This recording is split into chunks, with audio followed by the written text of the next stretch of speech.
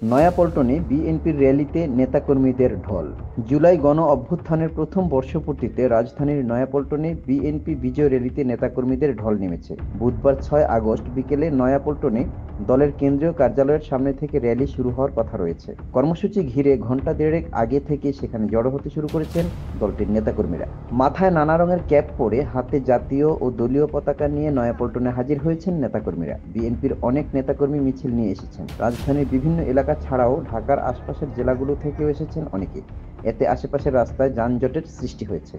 BNP ছাড়াও যুবদল, স্বেচ্ছাসেবক দল, ছাত্রদল সহ বিভিন্ন অঙ্গ ও সহযোগী সংগঠনের নেতাকর্মীরাও মিছিল নিয়ে কর্মসূচিতে যোগ দিচ্ছেন। বিজয় র্যালি নয়াপল্টন থেকে শুরু হয়ে বিজয়নগর, পুরানা পল্টন মোড়, জাতীয় প্রেস ক্লাব, মৎস্য ভবন হয়ে শাহবাগ মোড়ে গিয়ে শেষ। দলীয় সূত্রে জানা গেছে, জুলাই গণ অভ্যুত্থানের চেতনাকে ধারণ করে এই র্যালির মাধ্যমে গণতন্ত্র পুনরুদ্ধারের আন্দোলনকে আরও বেগবান করার বার্তা দেওয়া হবে।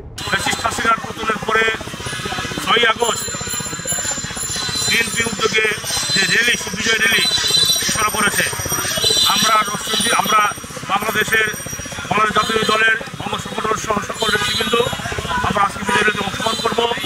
এই বিজয় র্যালিকে আগামী দিনে নির্বাচনকে মাইলফলক হিসেবে আমরা দেখব এবং আশা করি যে আমাদের ডক্টর ইউনূস সাহেব যে নির্বাচনের ঘোষণার কথা বলেছেন ফেব্রুয়ারি, ২৬ ফেব্রুয়ারি, 12 ফেব্রুয়ারি 2026, আমরা আশা করি যে এই সময়ের মধ্যে অবশ্যই বাংলাদেশের নির্বাচন হবে।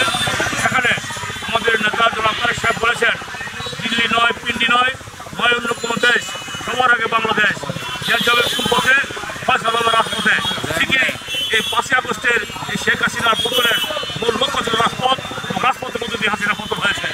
এবং সেই দৃষ্টিকোণ থেকে আমরা বলতে চাই, আমাদের নেতা জনাব তারেক সাহেব বলেছেন টেক ব্যাক বাংলাদেশ, এবং উনি বলেছেন যদি তুমি ভয় পাও তাহলে তুমি শেষ।